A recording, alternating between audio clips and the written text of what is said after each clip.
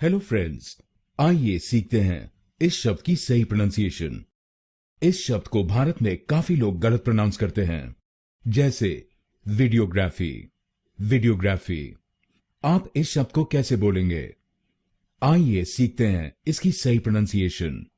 इसकी सही प्रोनाउंसिएशन है वीडियोग्राफी। वीडियोग्राफी। इस शब्द में 5 शब्दांश हैं।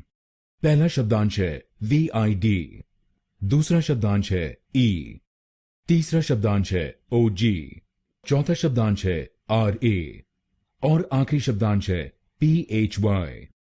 पहले शब्दांश को यानी VID हम बोलेंगे विड, विड। दूसरे शब्दांश को यानी E हम बोलेंगे E, E। तीसरे शब्दांश को यानी OG हम बोलेंगे OG, OG। चौथे शब्दांश को यानी RA हम बोलेंगे R, R। और आखिरी शब्दांश को यानी PHY हम बोलेंगे फी, फी। तो ये बनेगा वीडियोग्राफी।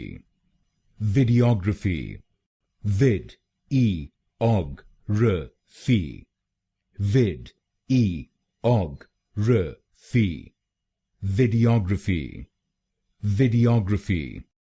और ये ध्यान रखिएगा कि हमको तीसरे शब्दांश पर यानी OG पर जोर डालना है। वीडियोग्राफी। वीडियोग्राफी।